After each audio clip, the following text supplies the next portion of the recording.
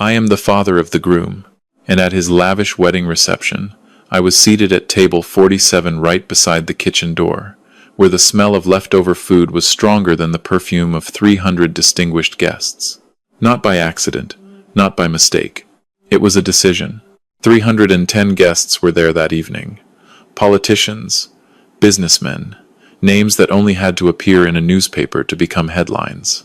I sat there in my old navy suit, a brown paper gift in my hands, squinting through a sea of people just to catch a glimpse of my son's face at the front of the room. I raised him alone. 23 years.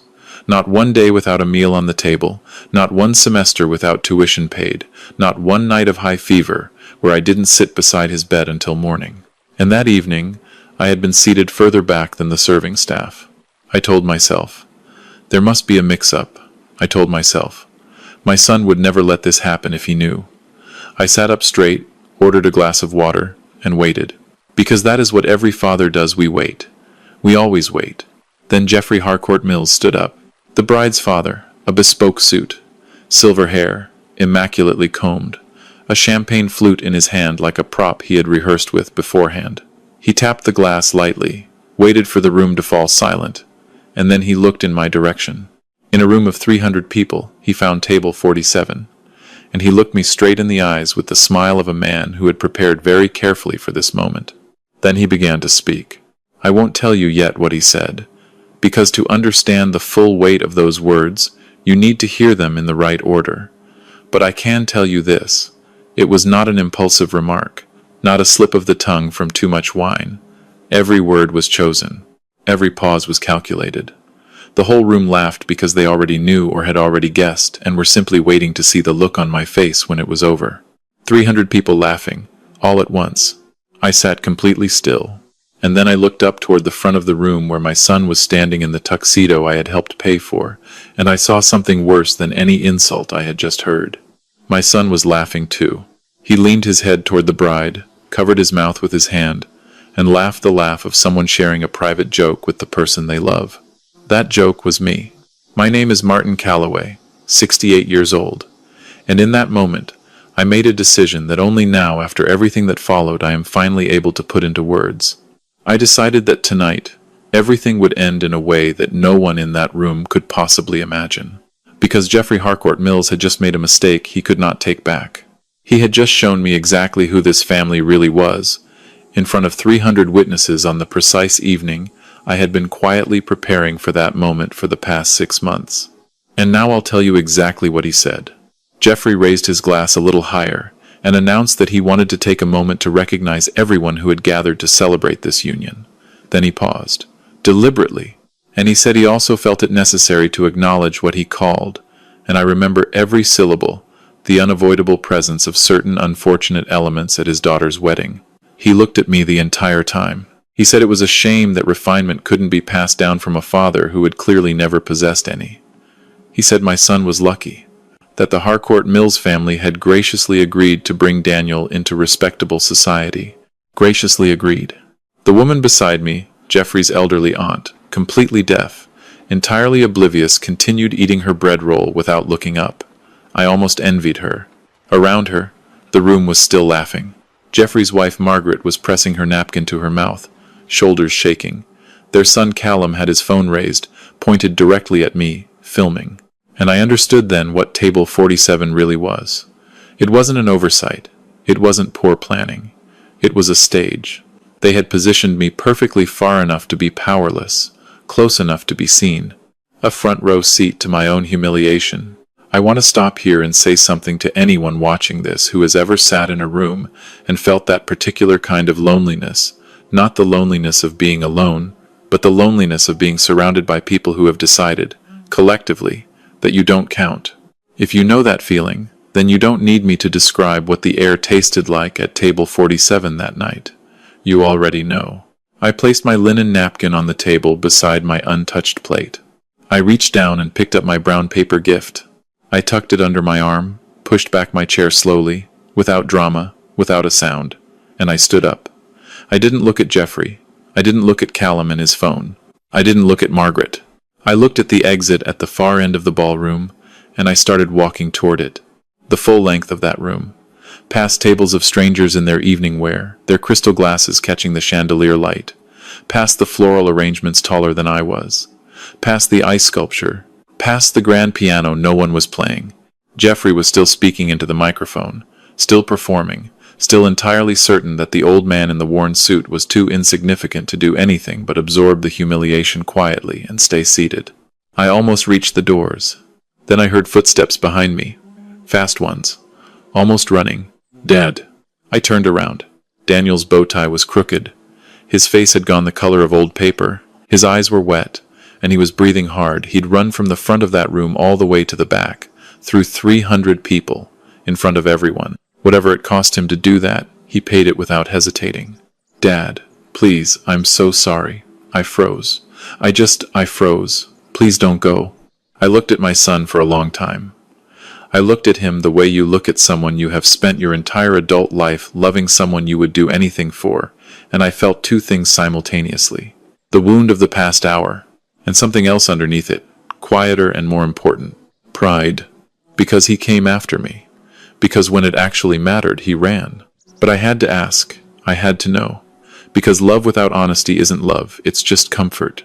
Daniel, I said, are you going back in there? Or are you coming with me? He didn't think about it. Not for a single second. He reached up, unpinned the white rose from his lapel, and set it carefully on the floor at his feet. Then he straightened up, took my arm, and said, wherever you're going, Dad. Honestly, and I've turned this moment over many times in the months since, I'm not sure I could have done what he did at 32. Walked away from his own wedding. From the woman he believed he loved. From a room full of people who would talk about nothing else for months. I'd like to think I had that courage at his age. I truly don't know. Behind us, I heard Vanessa's voice rising sharply. Then Jeffrey, his polished ballroom tone completely stripped away now. Something raw and ugly underneath, shouting Daniel's name like an order. Then Margaret, shrieking something I couldn't make out. We didn't turn around. We walked past the valet stand, past the manicured hedges, past the fountain near the entrance, and we walked toward the harbor. The night air was cool and clean. Vancouver in autumn, that particular smell of salt, water, and cedar that I have loved since the first day I arrived in this city 40 years ago. The lights of the North Shore were reflected on the inlet. Somewhere in the distance, a tugboat was moving through the dark. I took out my phone and made a call. The man on the other end picked up on the second ring. Martin, he said. Victor, I said. It's time. All of it. Tonight. Understood. I'll begin the full sequence now. I hung up. Daniel was staring at me. Dad, who was that? What sequence? I put my hand on his shoulder. He was 32 years old, and he looked, in that moment, exactly like the 9-year-old boy who used to climb into my bed during thunderstorms. Come sit with me, I said. There's something I should have told you a long time ago. We found a bench on the waterfront path, under a row of maple trees dropping their last autumn leaves onto the pavement. The reception was still going on behind us. I could see the venue lights through the trees, hear the faint sound of music. They would be looking for Daniel by now. Looking for both of us. Son, I said, what do you know about my work? He blinked. You're retired. You did resource consulting. You worked up north for years, you said. That's what I told you, I said. That's what I told your mother for the first 9 years of our marriage. I took a breath. Daniel, my name is Martin Calloway. That part is true, but I am not a retired consultant. For the past 41 years, I have been the founder, majority shareholder, and sitting chairman of a holding company called Callaway Pacific Holdings. We carry no public name. We operate through subsidiary structures and intermediary entities. But Callaway Pacific holds controlling positions in approximately 19% of TSX-listed resource and energy companies. We also hold substantial positions in Pacific agriculture, commercial real estate across 3 provinces, and a private infrastructure fund in Southeast Asia. Daniel was perfectly still. As of last Thursday's market close, I said, my personal net worth is 2.1 billion Canadian dollars. He didn't speak. He couldn't. He was looking at me the way you look at a room you've lived in your whole life when someone switches the lights on properly for the first time and you realize the walls are a completely different color than you thought. I never told you, I said, because your mother and I made a decision the week you were born. You would grow up without the weight of it. Normal school, public transit, summer jobs at the marina. Frances said, and I remember her exact words. She said she would rather raise you hungry and decent than comfortable and hollow. She used that word specifically, hollow. Your mother was very deliberate with language. I paused. When she got sick, I asked her if I could tell you. She said no. She said wait until he has built something of his own, until he knows who he is without the money underneath him. She made me promise, and I kept it. Dad, let me finish. There's a house in West Vancouver, the one I live in. I told Vanessa it was a rental I'd moved into after downsizing. It isn't a rental. I've owned it since 1992. It has a garden Frances planted along the back wall, a view of the inlet from the upper floor, and a cottage on the property where a man named Victor Ames lives. Victor has been my private secretary for 29 years. You met him once, when you were 6 years old. You called him Uncle Vic. He gave you a model train set that you kept until you were 14. Daniel's voice dropped to almost nothing. Uncle Vic. I remember Uncle Vic. Yes. A figure appeared at the far end of the path. White dress catching the light from the promenade lamps. Running, or close to it, the hem lifted in both hands, heels striking the pavement unevenly. Vanessa. I had been watching Vanessa Harcourt Mills for 18 months. Quietly, carefully. The way you watch something when you love someone enough to see clearly what they cannot see themselves. And I knew, from 50 meters away, the difference between her real tears and her operational ones. These were operational. Darling, she called out. Daniel, please, come back inside. Dad didn't mean it the way it sounded. You know how he gets at events. It was a joke. It got out of hand, please. Daniel stood up slowly. I stood beside him. Vanessa, he said, stop walking. Stay where you are. She stopped about 15 paces from us, chest heaving, mascara tracked down both cheeks. My father just publicly humiliated mine, Daniel said, in front of 300 people, into a microphone. Your mother laughed. Your brother filmed it. And you stood next to me at the front of that room and you said absolutely nothing. I need you to tell me right now, honestly, what you think should have happened in that moment. She opened her mouth. Darling, what was I supposed to say? He's my father. I can't just... That's all I needed to know, Daniel said. He turned to me. Dad, where are we going? Victor will be here in about 10 minutes. I'd rather walk. So we walked. Past Vanessa, who had begun making a sound I recognized from my years in boardrooms, the sound of a plan coming apart faster than the person can process it. Past a cluster of guests who had spilled out the venue's front entrance, phones raised, watching. Past Jeffrey himself, who appeared at the top of the steps with his silver composure entirely gone, his voice raw, calling Daniel's name like a man who has just realized the ground beneath him is not as solid as he believed. Daniel did not look back once. We reached the seawall and stopped there. The city lights were on the water. A container ship moved in slow silence across the inlet. Daniel had stopped shaking, but his face was still the face of a man in the middle of understanding something very large. Dad, the phone call, the sequence. What exactly did you tell him to do? I sat down on the railing. He sat beside me. About 7 months ago, I said, I began to suspect that the Harcourt Mills family was not what it presented itself to be. I asked Victor to research them. Quietly, thoroughly. The kind of research that requires significant resources and considerable discretion. He found things. Jeffrey's wealth is largely a performance. His grandfather built real money in Pacific forestry in the 50s. His father preserved it modestly. Jeffrey himself has been a catastrophically poor steward.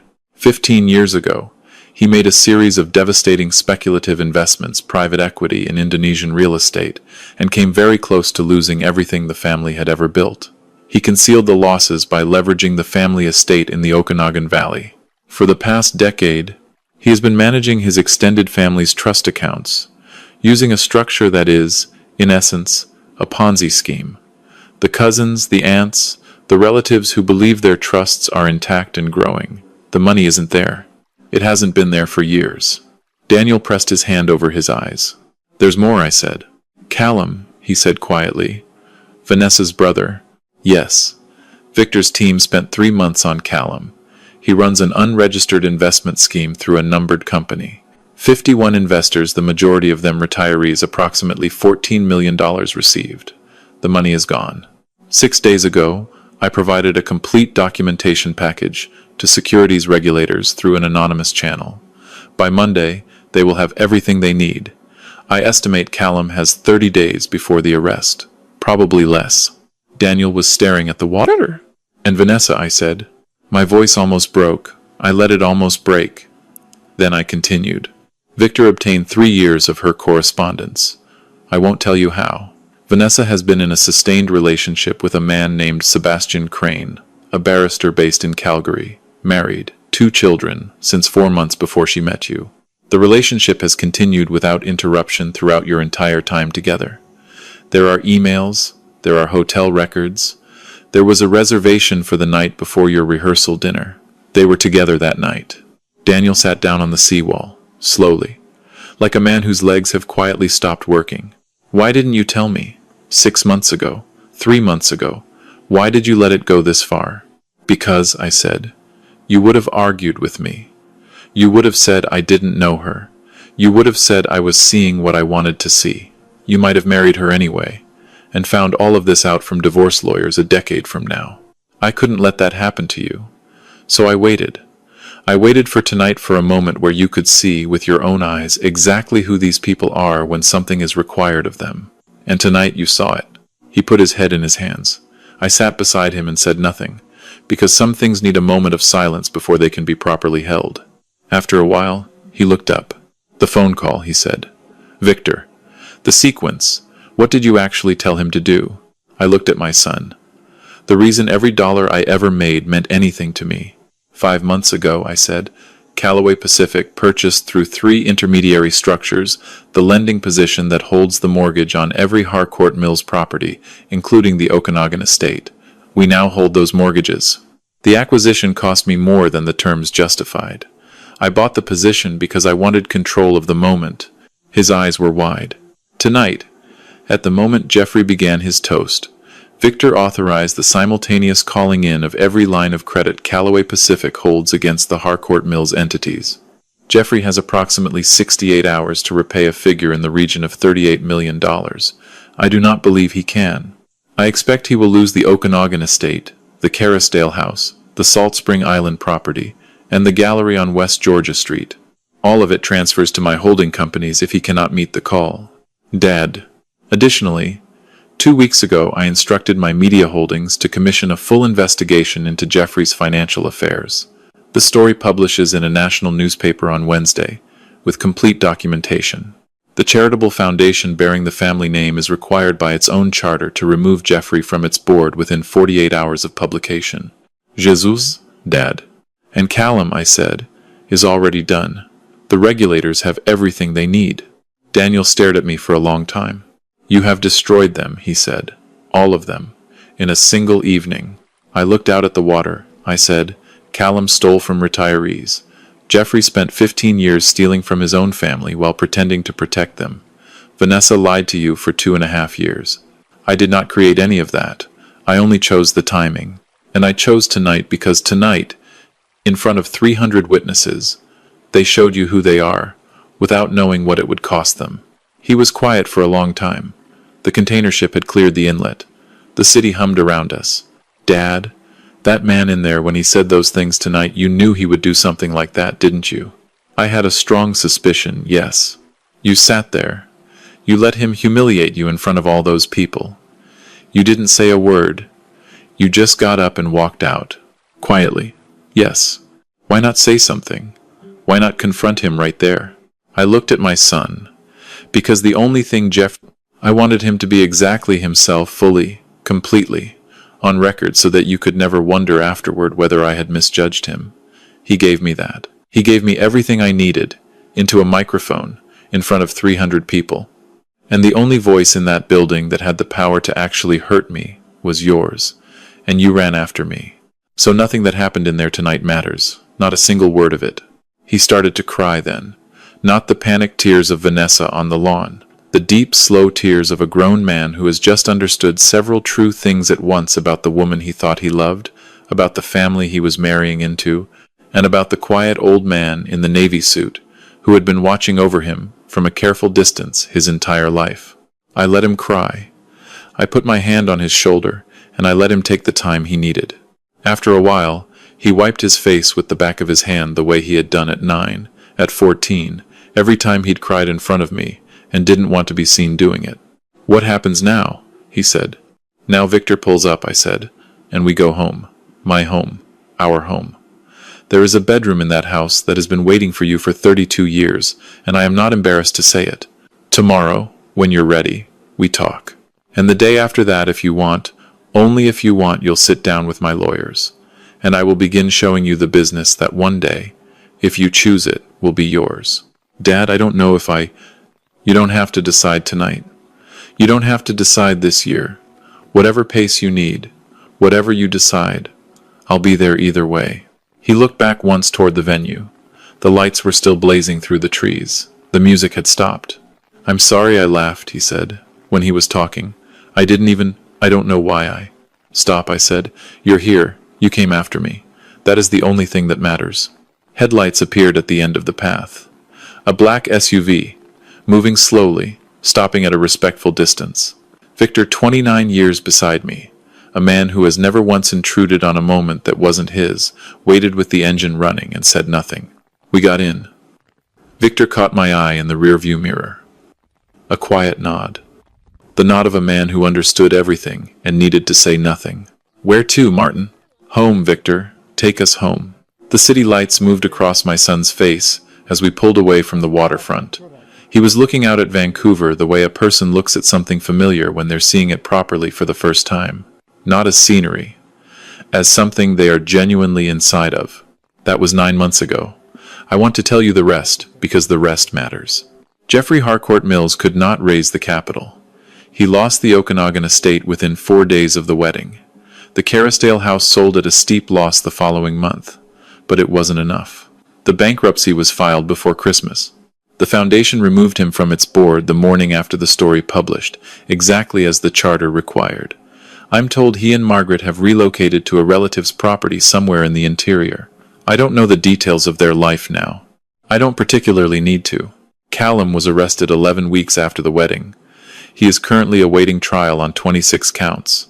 Some of the retirees whose money he took will not recover everything. Some will recover a portion, because quietly, through several intermediary channels, I directed funds to cover a significant share of their losses. I told no one. I tell you now only because I think you should understand something. Money is not power by itself. Money is only ever as good as the will of the person holding it, and the direction they choose to point it in.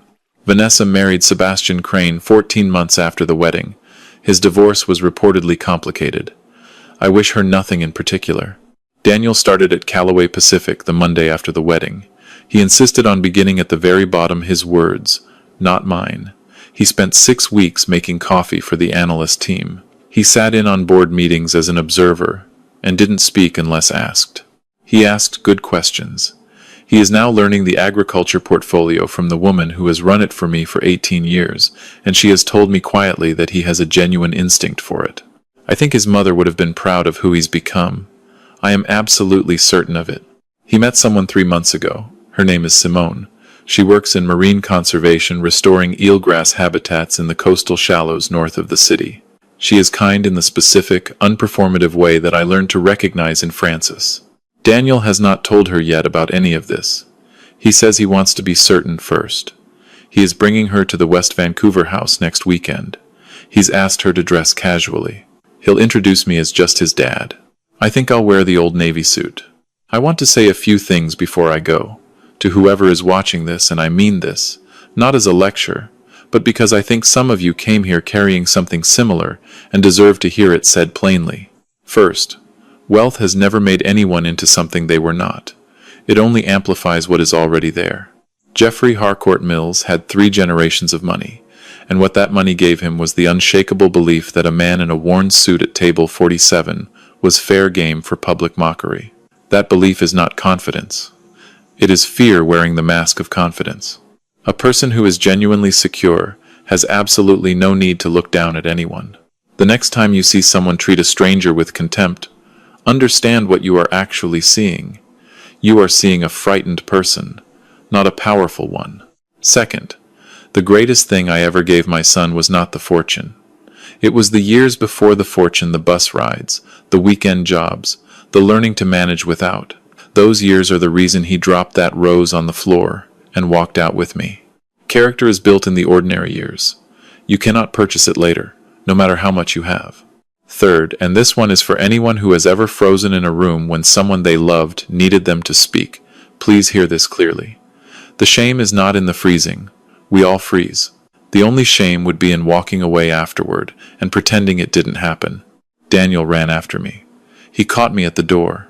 He made it right. You can make it right too. Most things between people that feel permanently broken will respond to repair if someone is willing to be the first one to start. I want to know where you're watching from. I read every comment, and I mean that genuinely. Drop a 1 in the comments if you think Daniel made the right call walking away from that wedding. Drop a 2 if you think he should have stayed and tried to fix things from the inside. Drop a 3 if you have ever sat at your own table 47. If you have been in a room where someone decided you were the punchline and had to decide quietly what to do with that. Because I would very much like to know what you did, whether you stayed or walked out, and what happened to you afterward. Tell me what city you're in. Tell me what time it is where you are right now. I find it remarkable, genuinely remarkable, that a man can sit on a back veranda in West Vancouver, watching the light change on the water, missing his wife, and somehow be in a room with people all over the world who understand exactly what he means.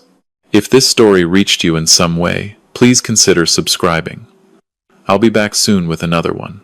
This is a fictional story inspired by real emotional experiences, fully rewritten and reimagined in Vancouver, British Columbia, to create original content.